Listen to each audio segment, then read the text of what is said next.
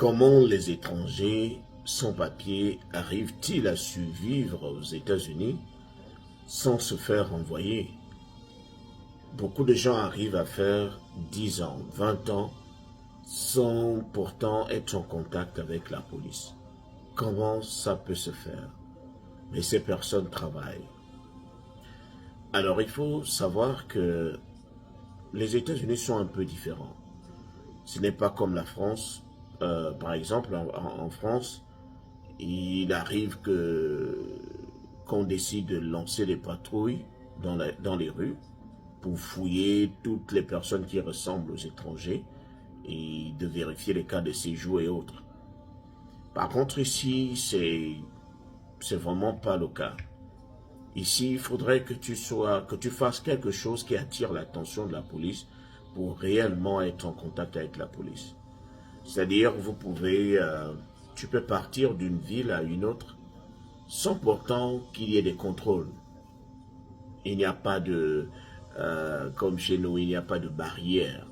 C'est-à-dire la frontière entre une ville et une autre.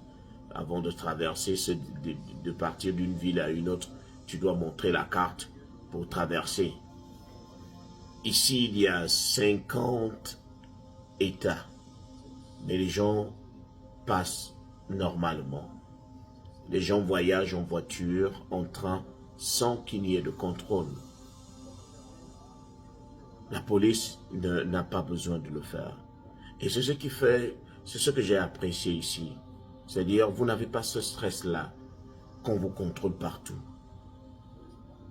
Bon, c'est pour ça que beaucoup de personnes arrivent à faire 20 ans sans pourtant avoir été en contact avec la police. Parce qu'ils savent comment se comporter, ils connaissent les codes, ils savent rester dans leur rang.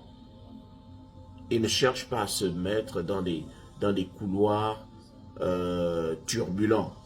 Par exemple, lorsque vous allez dans les boîtes de nuit, tout peut se passer. Des bagarres et autres, et ça va attirer forcément l'attention. Vous ne vous mettez pas en contact avec ceux qui font du trafic. Non. Vous restez dans votre couloir, travail, maison ou encore église ou mosquée. Vous restez dans votre couloir. Beaucoup de gens arrivent à faire 30 ans. Parce que si c'était comme chez nous, beaucoup seraient déjà rapatriés. Mais ici, les contrôles ne se font pas comme ça. Si par exemple vous êtes en train de conduire, vous brûlez un feu rouge, là la police, si la police est dans les environs, la police va forcément vous poursuivre pour vous arrêter et vous questionner. Si par exemple vous êtes dans un coin où par exemple vous êtes impliqué dans une bagarre, dans une action où il y a la violence, vous aurez forcément la police dans votre dos. Donc, mais lorsque vous arrivez déjà à éviter ces contextes-là, vous êtes tranquille, vous êtes tranquille.